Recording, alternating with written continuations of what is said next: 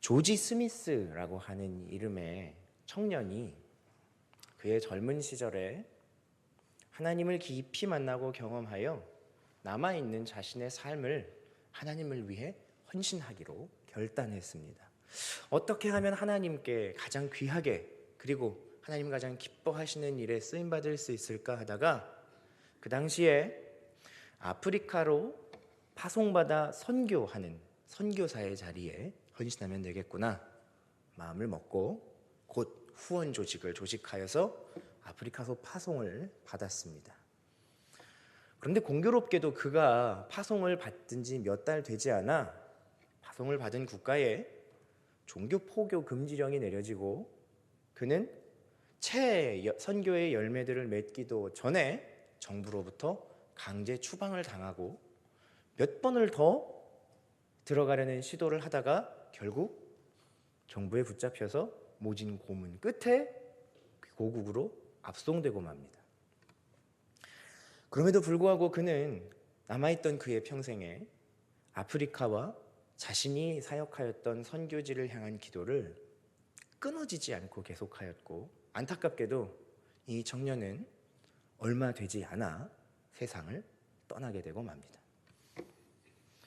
여러분, 이 청년이 남긴 열매는 그 아프리카 땅에 예수님을 영접하고 그리고 아버지와 아들과 성령의 이름으로 세례받은 단 한 명의 교인이었다고 합니다.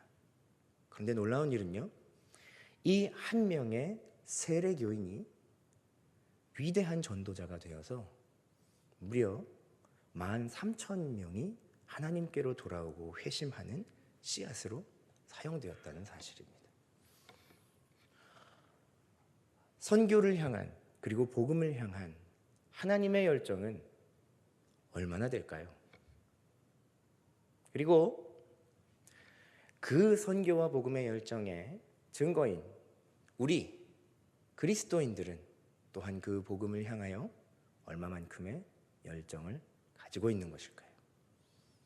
한 영혼을 바라볼 때에 그 민족과 온 세계를 바라보시던 하나님의 그 귀하신 경륜과 뜻이 우리 안에도 함께 거할 수만 있다면 우리는 우리가 작정하고 또 우리가 위하여 기도하고 있는 그 한 영혼을 온 세상을 위하여 기도하듯 위하여 기도하고 섬기고 사랑할 수 있지 않을까요?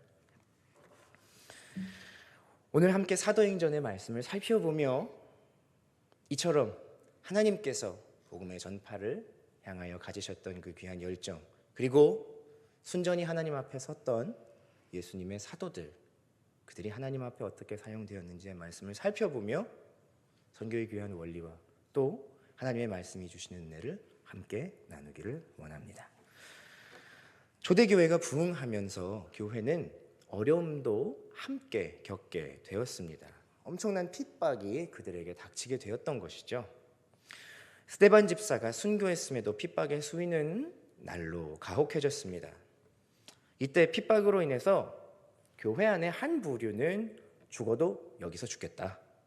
순교의 의지를 가지고 예루살렘 교회를 사수하려는 사람들이 있었고 반면에 그 핍박을 피해서 피난을 떠난 사람들도 있었습니다. 헬라파 기독교인들이 그러한 사람들이었죠. 그런데 여러분 중요한 것이 있습니다. 남아있든 떠났든 간에 거기서 무엇을 하고 있었느냐인 것입니다. 그들이 그 자리에서 그리스도인의 본분을 다하고 복음을 전파하며 죽은 영혼을 살리는 사명을 감당하고 주님의 교회를 세우고자 하였을 때에 거기서 성령의 역사가 일어났다는 사실, 이것이 중요합니다. 7 집사 중에 한 사람으로 알려진 빌립은 오늘 바로 전 본문 8장 1절부터 13절의 말씀에 예루살렘을 떠나 다른 곳에서 복음을 전하려 했습니다. 어디가 좋을까 생각을 하다가 예수님께서 제자들에게 하신 말씀이 떠올랐습니다. 성령이 너희에게 임하시면 너희가 권능을 받고 예루살렘과 온 유대와 사마리아와 땅끝에 이르러 내 증인이 되리라. 예수님의 말씀에 따르면 예루살렘과 온 유대 다음이 어디였나요? 예루살렘과 온 유대와 사마리아였습니다. 왜 하필 사마리아인가? 이스라엘은요, 단일 왕국으로 있었던 때보다 남북으로 분열되어 있던 시기가 무려 3배나 깁니다. 무려 250여 년 동안이나 남과 북으로 갈라져 있었던 거죠. 그 사이에 서로 간의 갈등도 많았고 전쟁도 치룹니다. 남북 왕국이 결국에는 모두 다 자신들의 나라와 영토를 잃고 포로 생활을 하게 되는데 이때에도 회복되지가 않았습니다. 남왕국 사람들이 보기에 북이스라엘은 나라를 뺏긴 후에 민족의 순수성을 지키지 못하고 이방 민족에 거의 동화돼 버린 변절자들이었습니다. 반대로 북왕국 사람들이 보기에 남쪽 유다 지파 사람들은 자기들만이 정통이라며 다른 지파를 인정하지 않는 배타적인 공동체였던 겁니다. 이 때문에 서로의 적대감은 점점 더 커져만 갔고 세월이 지나면서는 원수처럼 변해버린 겁니다. 예수님께서 예루살렘과 땅끝 사이에 굳이 사마리아를 집어넣으신 이유가 여기 있습니다. 너희가 복음 전할 때 먼저는 너희가 사는 개인의 생활 반경을 복음화하고 그 다음으로는 사랑해야 하지만 원수같이 대하고 살아가는 너의 핏줄을 먼저 돌보라는 것입니다. 복음은 그렇게 맺혔던 응어리를 풀고 예수 그리스도의 사랑으로 하나 되게 하는 역사를 가능하게 하기 때문입니다. 우리 성도님들은 지금 어느 곳을 향해서 복음을 전하고 계신가요? 나의 생활 반경인가요? 아니면 사마리아처럼 내가 사랑해야 하지만 틀어지고 상처받고 멀어져 버린 부모, 자녀, 배우자, 친지인가요? 아니면 땅끝과 같은 관계의 사람들인가요? 우리의 가정은 하나님이 주신 작은 하나님의 나라입니다. 하나님이 주인이심을 고백하며 서로 사랑하고 화목한 주님의 가정이 되시기를 기원드립니다. 아무튼 빌립은 사마리아로 가서 전도를 합니다. 그런데 놀라운 일이 벌어지는 것입니다. 빌립이 복음을 전하면 그곳 사람들이 거절하고 적대시할 줄 알았는데 많은 사람들이 복음을 듣고 예수님을 영접해버린 겁니다. 하나님께서는 빌립을 통하여 그분의 역사를 일으키신 거죠. 귀신들이 떠나가고 병자들이 나았습니다. 고침받은 사람, 지켜보는 사람들 모두에게 큰 기쁨이 임합니다. 더 놀라운 것은 그 성의 시몬이라는 마술사가 그런 빌립의 모습에 무릎을 딱 꿇은 겁니다. 이 사람이 누구인가? 시몬 마구스, 우리말로 하면 대마술사 시몬이라고도 불리던 사람인데 실존했던 유명한 인물입니다. 바로 초기 영지주의 이단의 지도자였고 악마적인 주술을 쓰고 사람들을 미혹했던 자입니다.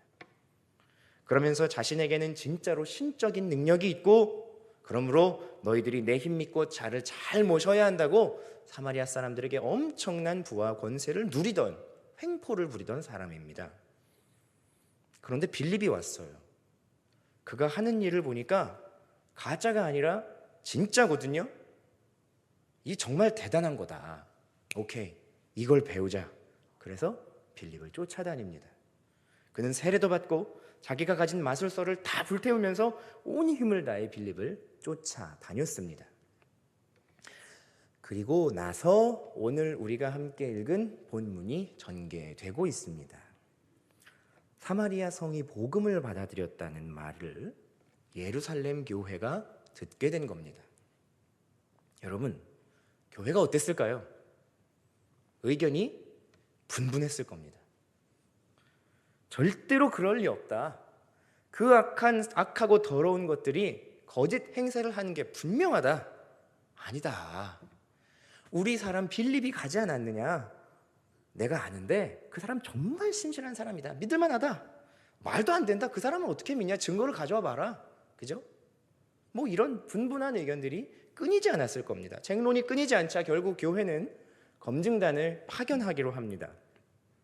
그래서 베드로와 요한 사도가 사마리아 성으로 들어갑니다. 자, 그런데 여러분, 베드로 사도는 둘째 치고 요한이 어떤 사람이었는가 하면 요한이 어떤 사람이었을까요? 누가복음 9장 51절부터 55절의 말씀을 보면 예수님과 제자들이 예루살렘을 향해서 가다가 사마리아 지방을 거치게 되었어요.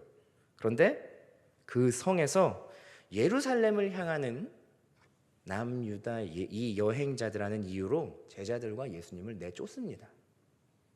그러자 제자 중에 요한과 야고보가 예수님께 이렇게 말했습니다. 주여, 우리가 불을 명하여 하늘로부터 내려 저들을 멸하라 하기를 원하시나이까? 이 말인즉 이런 뜻인 거죠. 예수님, 명령만 하시면 저희가 기도해서 하늘에서 불이 내려서 사마리아를 싹 쓸어버리게 하겠습니다. 명령만 내려주십시오라고 하는 겁니다. 이 정도면 굉장히 깊은 적의이죠. 하루아침에 쌓인 게 아니란 말입니다.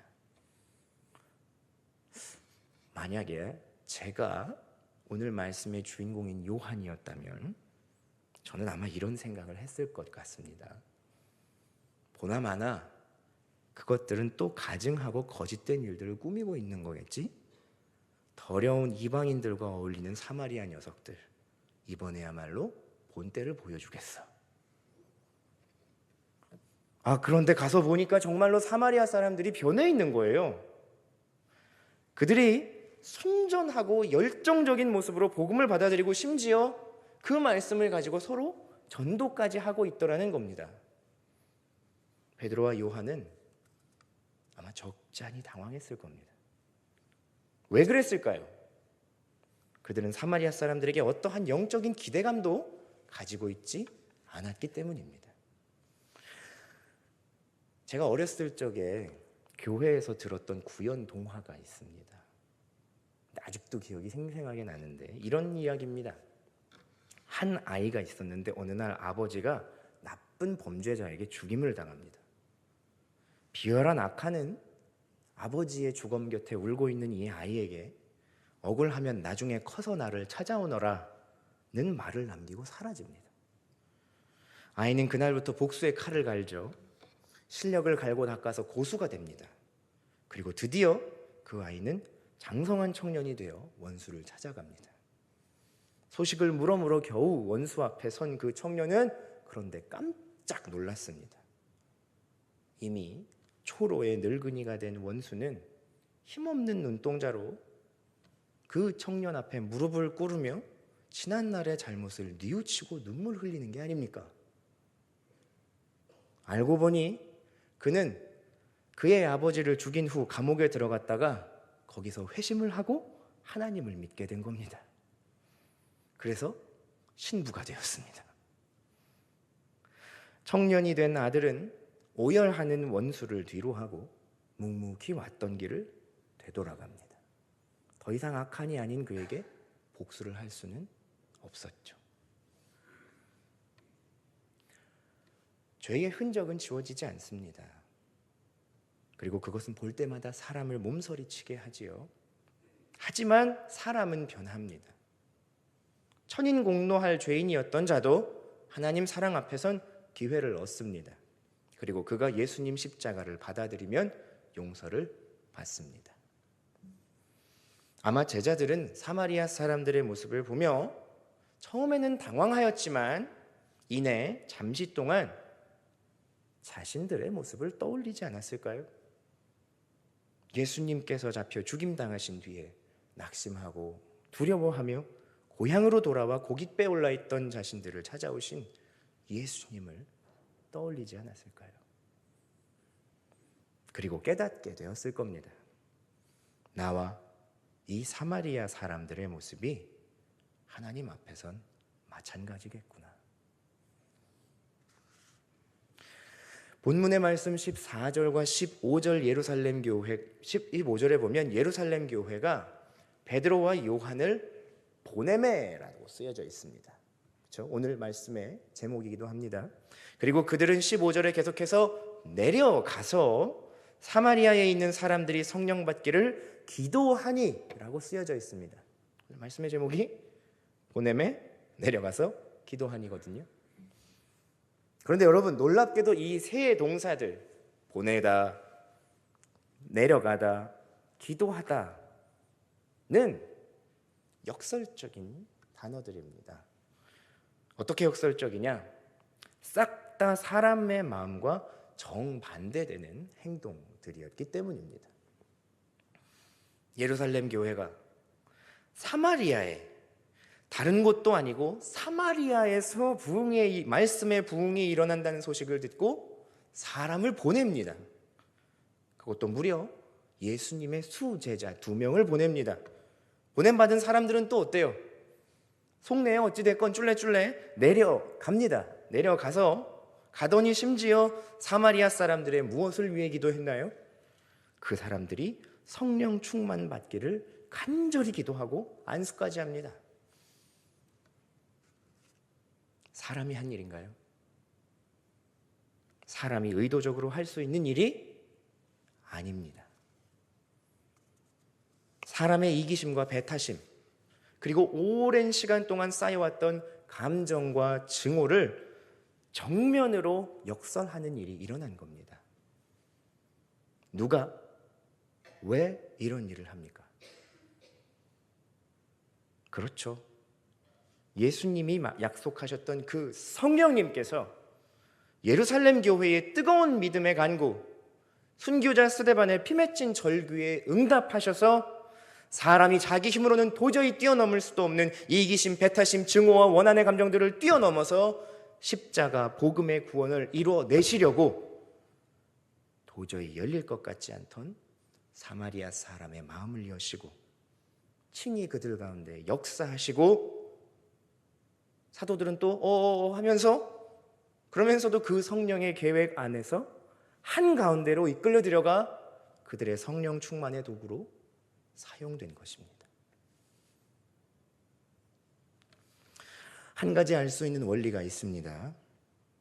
여러분 한번 대답해 보시기 바랍니다. 성령의 역사는 사마리아 사람들에게 나타났나요? 그죠? 나타났죠. 그럼 사도들에게는 나타났나요? 난 것 같기도 하고. 나타났죠. 누가 더 크게 성령의 역사를 경험했을까요? 누굴까요? 쉽게 말해서 누가 더 극적으로 변했습니까? 우리는 하나님의 능력과 응답을 구하며 기도할 때 타인과 상황의 변화를 이루어 주시길 구하며 기도합니다. 그런데 성령께서 임하셔서 역사하실 때 보면 그분은 상호적으로 역사하십니다. 상황도 변합니다. 상대방도 변하죠. 하지만 중요한 것은 나도 변한다는 사실입니다. 그때야 비로소 하나님의 뜻이 이루어집니다. 여러분, 이것은 정말 기가 막힌 하나님의 경륜, 그분의 계획입니다. 이 일은 쌍방으로, 즉 베드로와 요한 두 사도에게도, 그리고 복음을 받아들인 사마리아 사람들에게도 가장 좋은 선하신 하나님의 방법입니다. 지금 사마리아 사람들에게는 무엇이 가장 필요할까요? 외적으로는 상당히 열정적인데 이 열정 속에 중요한 것이 빠져 있습니다. 아직 그들에게 성령이 없다는 것입니다. 사마리아 사람들이 복음을 받아들인 이유는 크게 두 가지일 것입니다. 첫째는 빌립이 전하는 복음의 내용, 그리고 둘째는 빌립이 일으켰던 권능과 기적입니다. 그들에게는 아직 예수님이 자신을 구원한 나의 구세주임을 체험할 기회가 없었습니다. 그냥 모이는 게 좋고 기적을 보는 게 좋고 말씀을 들으는 게 좋으니까 여기까지 온 겁니다. 하지만 한 단계 더 성장해야 온전한 그리스도인이 될 수 있죠. 사도들은 사마리아 교회 성도 한 사람 한 사람에게 안수하며 이들에게 성령이 임하시기를 간절히 기도하였습니다. 그리고 사마리아 사람들에게 성령이 임합니다. 깊은 감동과 자기 자신을 향한 전적인 절망, 그리고 십자가 예수님을 향한 무한한 감사와 감격, 견고한 믿음과 하늘의 지혜가 영혼을 채웁니다. 한 사람이 완전히 새 사람이 되는 거죠. 베드로와 요한은 어떻습니까? 그들은 이제 완전히 성령의 이끌림을 받은 사람들이 되었습니다.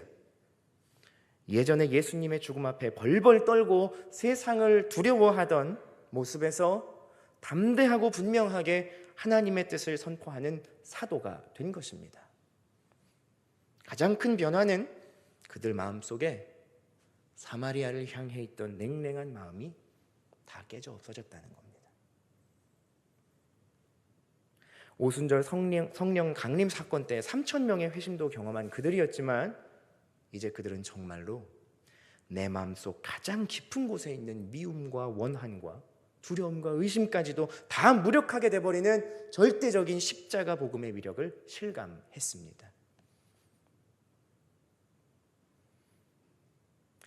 새생명 축제 때 내가 데려온 사람이 가장 행복해질 수 있는 일은 뭘까요? 자, 반대로 내가 가장 흐뭇하고 뿌듯해지기 위해선 무엇이 필요할까요?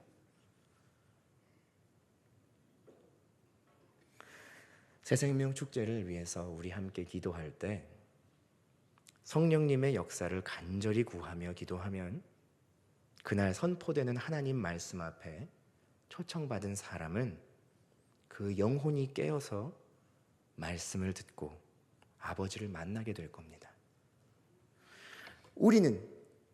초청한 우리는요, 앞으로 그들이 교회에 정착하고 예수님 알아가며 하나님의 소유, 하나님 자녀의 신분을 회복해서 거룩한 성령이 거하시는 전이 될 때까지 그들의 중보자로 쓰임 받을 겁니다. 틀림없습니다.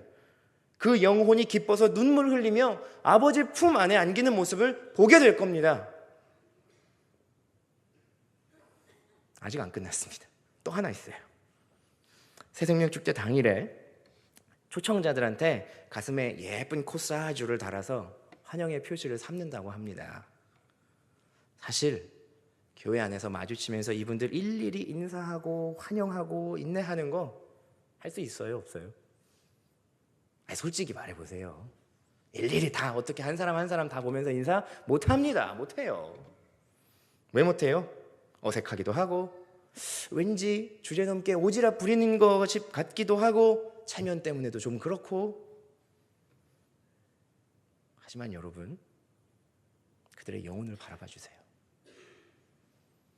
베드로와 요한이 사마리아로 내려갈 때 그 사람들을 향해 아무런 영적인 기대도 가지지 않았던 그 모습 말고 위대하신 하나님께서 그 사랑하는 자의 영혼을 통해 행하실 놀라운 일을 기대하며 전심으로 최고의 경의를 다해 그들을 축복해 주시기 바랍니다. 그럴 때 여러분, 복음의 전파와 성령의 역사에 이어지는 하나님의 주권과 통치가 일어날 것입니다.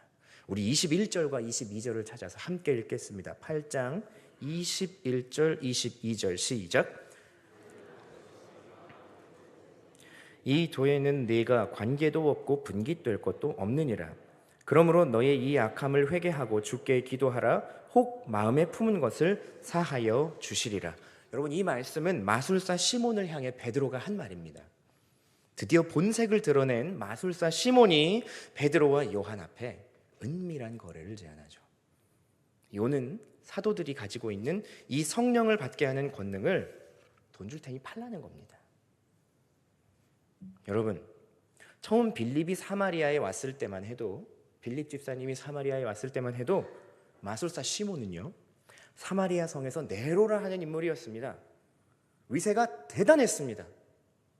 사마리아 사람들도 그 주술과 속임수에 홀려서 흐리멍텅한 상태로 그의 힘과 권세를 인정하고 산 거예요.